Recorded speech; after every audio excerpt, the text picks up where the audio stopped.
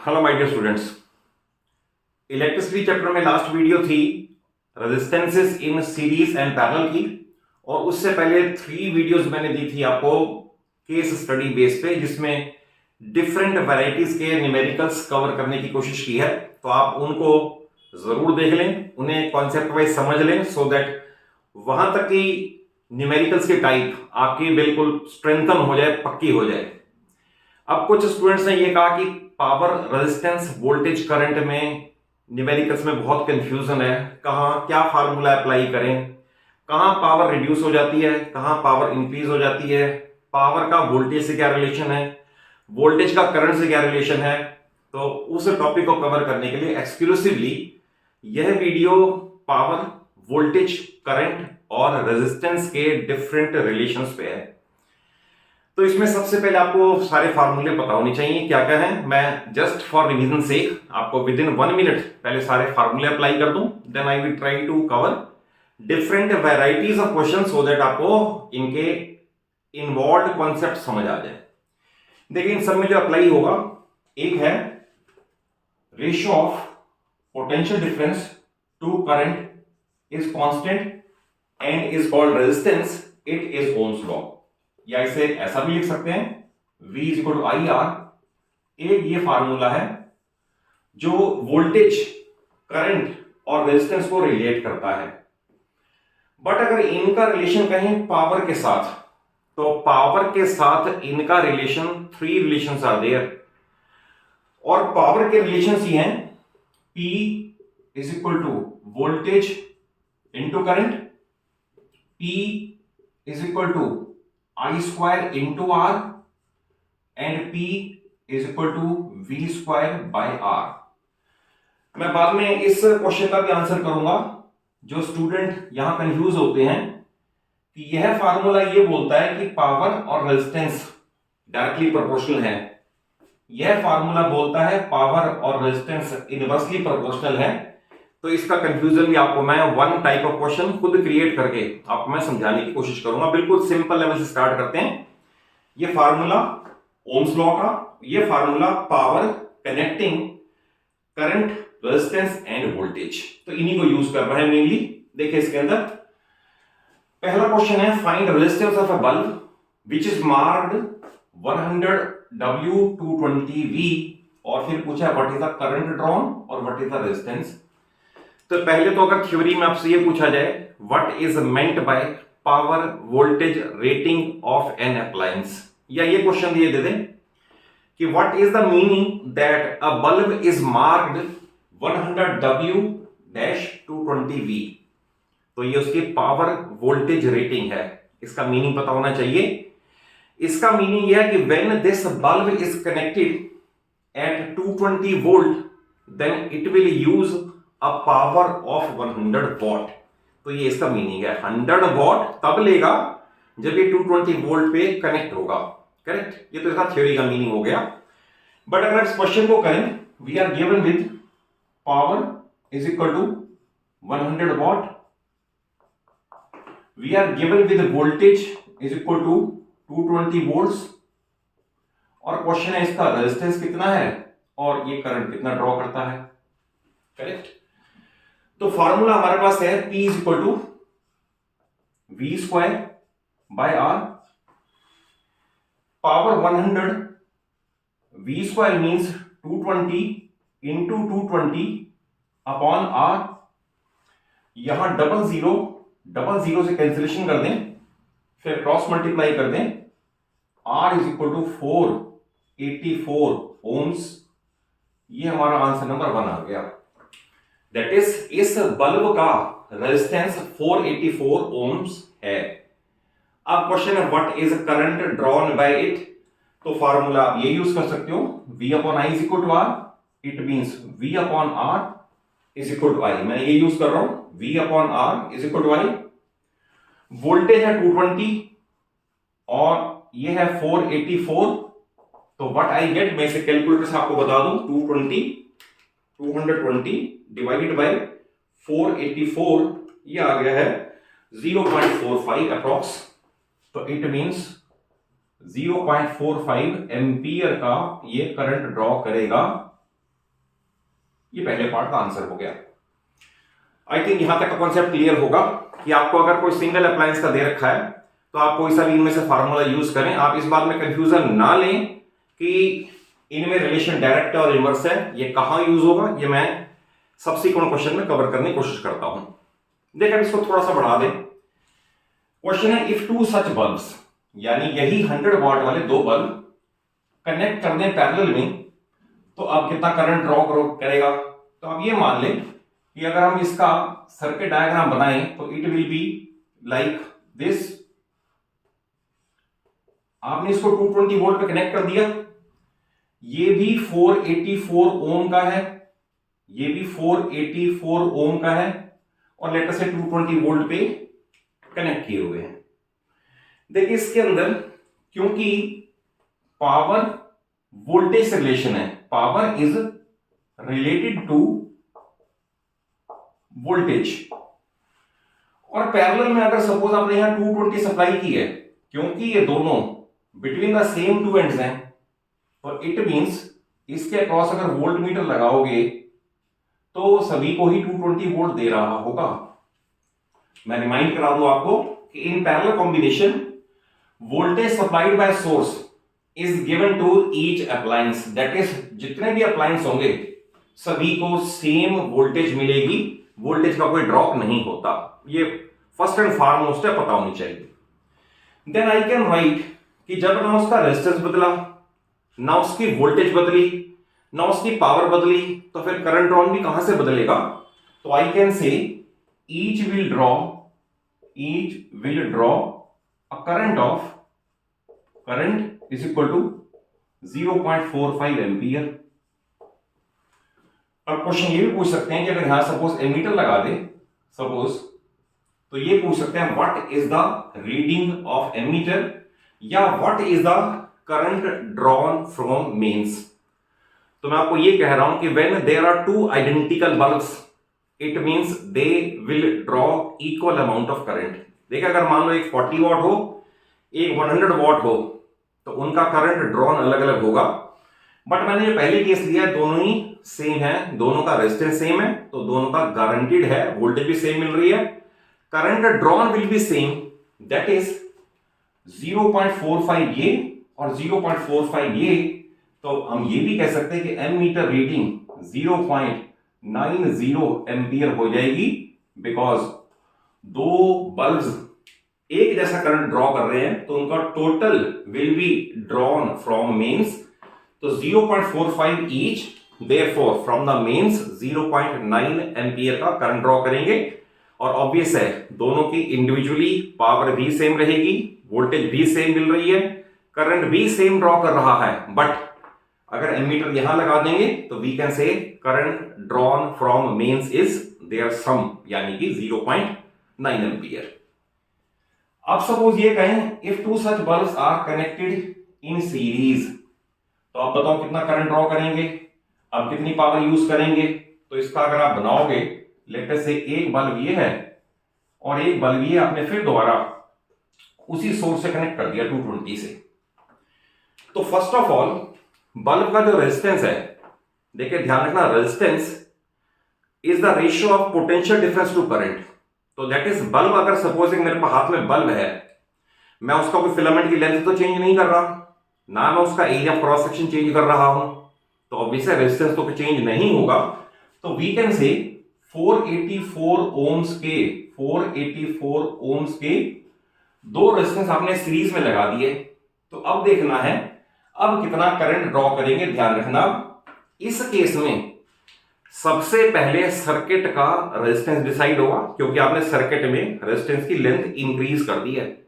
आपने पहले एक था, दो कर दिए, तो ऑब्वियस है as per law of combination of resistance in series पूरे सर्किट का रेजिस्टेंस 484 प्लस 484 दैट इज दोनों R1 प्लस R2 हो जाएंगे, और मैं इसे कर दूं 484 इंटू 2, ये हो गया 968 ओम्स रेजिस्टेंस हो जाएगा पूरे सर्किट का। और पूरे सर्किट को वोल्टेज वो 220 वोल्ट्स मिली हुई है। तो हम ये देख लें पूरे सर्किट में करंट क्या होगा। तो करंट फिर वही इसी फार्मूले से current is V upon R, तो V upon R it means 220 upon 968, और इसे आप करके देखोगे 220 divide by 968 is equal to 0.227 amperes. तो अब ये करंट दोनों में, दैट इज इसमें भी I जो होगा इन दोनों में वो सेम रन करेगा। दैट इज अगर मैंने कहा सर्किट में 0.227 एम्पियर का करंट है, तो इस केस में दोनों में करंट सेम होगा। अब क्वेश्चन ये आता है कि अब इनकी पावर पे क्या इफेक्ट पड़ेगा। इसमें एक चीज और ऐड कर दूं, क्योंकि मैंने दोनों बल्ब आइडेंटिकल लिए हैं। अगर आइडेंटिकल लिए हैं तो इस केस में voltage supplied by source is equal to sum of voltage drop across each resistance. आप ये मान ले कि अगर आप इसके अक्रॉस वोल्ट मीटर लगाओगे एंड इसके अक्रॉस वोल्ट मीटर लगाओगे, तो जो 220 वोल्ट का सोर्स था ना, वो दोनों में बराबर बराबर डिस्ट्रीब्यूट हो जाएगा। 110 वोल्ट इसको मिल जाएंगे, 110 वोल्ट इसको मिल जाएंगे। तो अब देखें पावर क्या चेंज होगी। क्या अब भी वो बल्ब उतने ब्राइटनेस से ग्लो करेंगे? अब नहीं कर सकते ग्लो। कैसे? वो इसलिए नहीं करेंगे, एज पर ओम्स लॉ भी देखो आप। उसने कहा current flowing through a conductor is directly proportional to potential difference applied across its ends. क्योंकि पोटेंशियल डिफरेंस आपने आधा कर दिया, तो as per Ohm's law current भी आधा हो जाएगा। एंड यू सी ये इसका डबल है, तो करंट भी आधा हो गया। ये फार्मूला है। इस फार्मूले में अगर आप कहोगे वोल्टेज भी हाफ हो गई, फिर कहोगे करंट भी हाफ हो गया, तो पावर जो है P डैश वो 1/4 हो जाएगी। That is we can say that power of bulb will be now 25 watt. आप इसे करके भी दे सकते हो अप्रॉक्सीमेटली, डेसिमल का अगर वो इग्नोर कर दें तो फार्मूला है P is equal to V into I. Voltage मिल रही है इसको 110, इसे मैं क्लियर कर दूं। वोल्टेज एक बल्ब को मिल रही है 110 और उसमें से करंट फ्लो कर रहा है 0.227। तो देखिए इसमें मल्टीप्लाई कर दूं, अगर ये आएगा 0.227 इंटू 110, इट इज 24.97। और मैंने आपको पहले कहा अगर डेसिमल को इग्नोर कर दें तो 25 वॉट इसकी पावर रह गई। तो आप देखें कि पावर क्या है। पावर इट डिपेंड्स कि कितनी वोल्टेज पे काम कर रहा है। फिर ओम्स लॉ, जितनी वोल्टेज आपने रिड्यूस की, लेट अस से वोल्टेज 1/3 कर दी, तो करंट भी 1/3 हो जाएगा, पावर 1/9 हो जाएगी। अगर आपने क्या वोल्टेज को हाफ किया, करंट भी हाफ हो गया, तो पावर 1/4 हो जाएगी। तो इस पार्ट में सिर्फ फर्स्ट टाइप को कवर किया है। देन मैं अभी बोर्ड क्लियर करके सेकंड पार्ट जो करता हूं ना, उसमें आपको मैं एक एग्जांपल क्रिएट कर लेता हूं, फिर आपको समझा दूंगा कि ये रिलेशन की डायरेक्ट रिलेशन है या इनवर्स है, ये कहां यूज होता है, क्यों यूज होता है। ये अब सेकंड पार्ट की जो और न्यूमेरिकल में ले रहा हूं उनमें कवर करता हूं।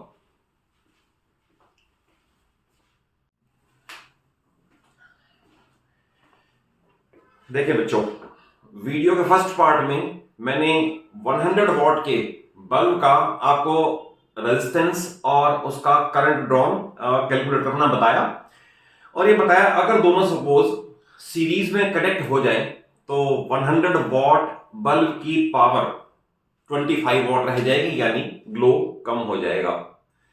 अब इस वीडियो में इस पार्ट का मैं आंसर दूंगा कि पावर वोल्टेज करंट का रिलेशन क्या होगा और बल्ब सीरीज में और पैरेलल में कौन सा कम और कौन सा ज्यादा ग्लो करेगा विद रीजन। तो ये किसी बुक से लिया हुआ क्वेश्चन नहीं है, मैंने अपने आप एक क्वेश्चन क्रिएट कर दिया है विद न्यूमेरिकल फिगर्स, और आपको एवरी पॉइंट इसमें थॉरोली समझने की नीड है। आई थिंक इस वीडियो को पूरा देखने के बाद आपका ये कॉन्सेप्ट कि सीरीज में और पैरेलल में कौन सा ज्यादा ग्लो करेगा और क्यों, इसका कॉन्सेप्ट क्लियर हो जाएगा। You just take register, listen each and every word carefully, क्योंकि टाइम सेव करने के लिए मैंने वैसे भी सारी कैलकुलेशन कर दी है। तो मेरा चैनल का पर्पस भी यही है कि मिनिमम टाइम में मैक्सिमम नॉलेज इसको। तो देखिए क्वेश्चन मैंने क्या क्रिएट किया, मैंने क्वेश्चन ये क्रिएट किया, सपोज 40 वॉट, 60 वॉट और 100 वॉट बल्ब पैरेलल में कनेक्टेड है, and you know it very well कि इन सब को, क्योंकि पैरेलल में कनेक्टेड हैं, इन सब को वोल्टेज 220 वोल्ट ही मिलेगी। अगर इसके अक्रॉस वोल्ट मीटर कनेक्ट करोगे तो 220 वोल्ट सबको मिलेगा। बट इनके अंदर अगर आप फार्मूला करोगे P is equal to V into I से, P is equal to V into I से, तो करंट ड्रॉन अलग अलग होगा। इसका करंट ड्रॉन ज्यादा आएगा, इसका रिलेटिवली कम, इसका और कम। इसका current drawn is more, hence power is more, hence it's glow is more. अब देखिए ये वीडियो प्रूव कर देगी कि यही बल्ब सीरीज में कनेक्ट होने के बाद ग्लो कम हो जाएगा, ये ज्यादा ग्लो कर जाएगा। तो देखिए इस पे क्वेश्चन कैसे क्रिएट किए हुए और क्या उनका आंसर है। मैंने पहला पार्ट क्रिएट कर दिया, find the resistance of each bulb. तो रेजिस्टेंस में क्योंकि आपको मैंने बताया सभी को वोल्टेज सेम मिल रही है, तो we can use the formula P is equal to V square by R। यहां पर आप वोल्टेज की वैल्यू 220 पुट करोगे, पावर 40, मैं जब 1 कह रहा हूं तो मैं इसे रेफर कर रहा हूं, जहां 2 कह रहा हूं वहां इसे रेफर कर रहा हूं, और 3 में इसे रेफर कर रहा हूं। 40 यहां प्लेस कर दिया तो मैंने कैलकुलेट कर दिया कि इस बल्ब का रेजिस्टेंस इतने ओम्स है, नंबर 1। मैंने बाकी किए नहीं है, आपके लिए लिख दिया सिमिलरली। इसी फार्मूले में 220, 220, 60 अपने आप प्लेस कर दो, और कैलकुलेशन मैंने कर दी है कैलकुलेटर से सारी, just to save time. Second bulb का रेजिस्टेंस 806 आएगा। नेक्स्ट में ये इंटू ये अपॉन 100 कर दो इसके लिए, तो मैंने ये भी कैलकुलेशन आपके लिए कर दी है, तो इसका ये आएगा। तो पहले पार्ट का आंसर हो गया कि इन 3 बल्ब्स का रेजिस्टेंस कितने कितने ओम्स है। अब क्वेश्चन है इसके अंदर, अगर सपोज इन्हें सीरीज में ड्रॉ कर लें, इनमें तो अलग अलग करंट था, अब इसमें सेम करंट आएगा, you know it very well, series में करंट सेम होता है। Now one question arises naturally, अगर आप कहोगे सीरीज में करंट सेम होता है तो सबका ग्लो सेम होना चाहिए, नहीं। अब यहां आके आपको समझने की नीड है कि ऐसा क्यों है कि 40 वॉट का ग्लो मोर है, 100 वॉट का ग्लो कम है। मैंने सारी कैलकुलेशन की हुई है, देखिए कैसे। अब मैंने आपको इस सर्किट डायग्राम ये बना दिया, मैंने ऊपर पावर भी लिख दी है और रेजिस्टेंस भी लिख दिया है, पावर रेजिस्टेंस लिख दिया है। Now these 3 bulbs are connected in series, और सीरीज में क्योंकि लेंथ ऑफ कंडक्टर बढ़ गई है, तो resistance as per law of combination of resistance in series पहले डिसाइड होगा। तो मैंने resistance, resultant resistance in series मैंने इनका सम कर दिया है, which comes out to be 2500 ohms.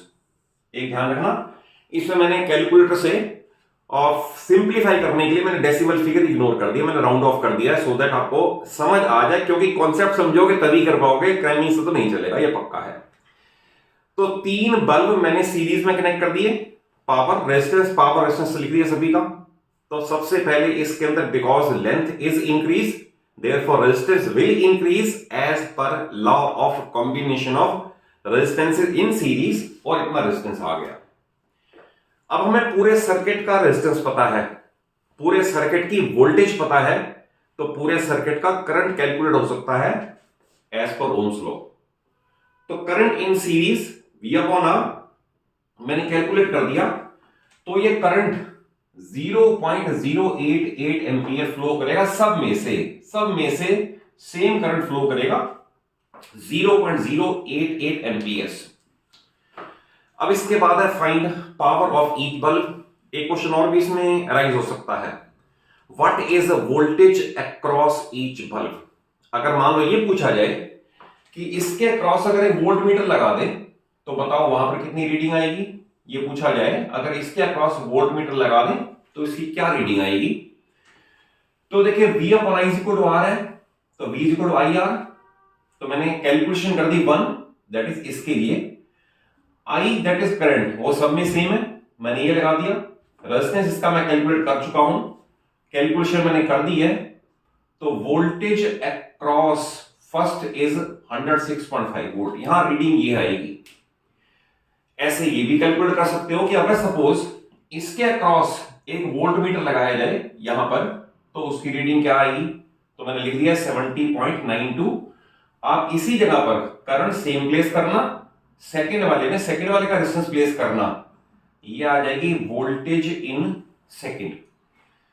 फिर थर्ड का भी आप ऐसे सपोज ये देखें, इसके अक्रॉस वोल्ट मीटर लगाएं तो क्या होगा, तो इसके अक्रॉस वोल्ट मीटर लगा के करंट सेम रखना, रेजिस्टेंस ये प्लेस कर देना, तो ये आ गई इतनी। तो मैंने एक पार्ट और भी क्रिएट कर दिया कि इन तीनों के अक्रॉस अगर वोल्ट मीटर लगाए जाएं तो उनकी क्या क्या रीडिंग होगी, तो सबका वी भी मैंने कैलकुलेट कर दिया। अब देखते हैं इनकी पावर डिसिपेटेड क्या है और वहां से हमारा फाइनल कंक्लूजन निकलेगा। तो देखें, पावर का फार्मूला है P = V × I। अगर मैं फर्स्ट बल्ब की बात करूं तो इसको वोल्टेज 106.5 ये रही, करंट इसका ये है, मैंने इसकी कैलकुलेशन कर दी, इट इज 9.37 वॉट, ये 1 आ गया। कौन से वाले के लिए, 40 वॉट वाले के लिए।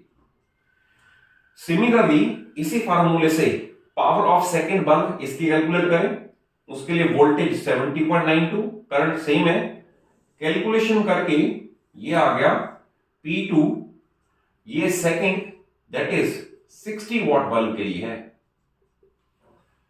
अब आपको थर्ड का भी ऐसे ही कैलकुलेट करना है। थर्ड का कैलकुलेट करके P3 3.74 वॉट है, इसे मैं थर्ड मार्क कर रहा हूं और थर्ड में 100 वॉट मार्क कर रहा हूं।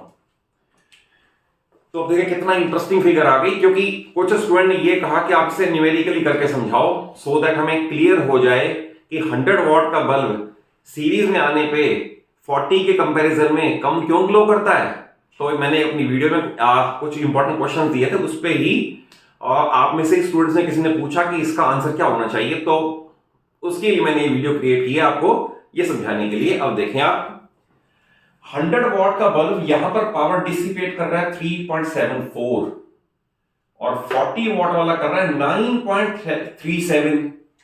अब ये बल्ब क्योंकि ज्यादा पावर शो कर रहा है as compare to 100 watt bulb, therefore it will glow brighter, यानी 40 watt bulb will glow brighter as compare to 100 watt bulb, क्योंकि इसके अंदर पावर डिसिपेटेड आपकी 40 वॉट वाले की ज्यादा आ गई है।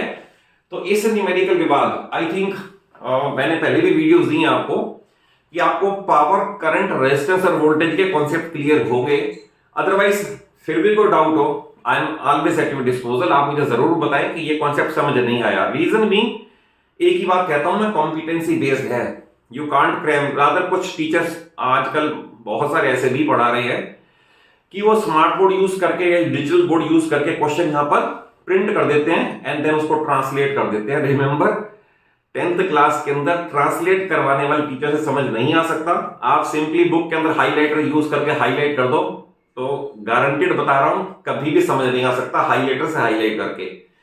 तो मेरी वीडियो हमेशा कॉन्सेप्ट बेस्ड है, मैं मे बी क्वेश्चंस कुछ कम कवर कराऊं, वीडियो की लेंथ थोड़ी कम हो, बट जो कॉन्सेप्ट समझ जाओगे ना तो फिर आपको नई सिचुएशन फेस करने में कोई प्रॉब्लम नहीं आती। और बहुत सारी वीडियो आजकल ऐसे भी मैं देखता हूं आ रही हैं कि ठंड में पढ़ाई कैसे करें, 1 जनवरी से पढ़ाई कैसे करें, 15 डेज टाइम टेबल कैसे करें। मुझे लगता है कि ये सब it is all wastage of time. या ये कह देना कि बोर्ड का पेपर लीक हो गया या जो क्वेश्चन मैं कहूंगा 100% आएंगे, it never happens, never happens. 11th-12th में जाके आपको समझ आएगा कि नॉलेज की ही कीमत है, नॉलेज ही लाइफ है, नॉलेज ही फ्यूचर है, नॉलेज ही करियर है। तो मैं अपनी वीडियोस के जरिए, वीडियोस के थ्रू सारी आपको सिर्फ नॉलेज देने की कोशिश करता हूं सो दैट आप रटना बिल्कुल बंद कर दें। तो अगर कॉन्सेप्चुअली समझ आया हो, वीडियो अच्छी लगे, तो आप सभी से सिर्फ एक ही रिक्वेस्ट, एक अच्छा सा लाइक देना, अपने सभी फ्रेंड्स को, सभी क्लासमेट्स को वीडियो जरूर शेयर कर लो, और चैनल सलूजा क्लासेस को इसलिए कह रहा हूं सब्सक्राइब कर लो कि पूरी 9th और 10th की फिजिक्स, केमिस्ट्री और मैथ्स कॉन्सेप्ट बेस्ड नॉलेज देने की जिम्मेदारी मैंने आप सभी के लिए अपने ऊपर ली है। Thank you for watching the video.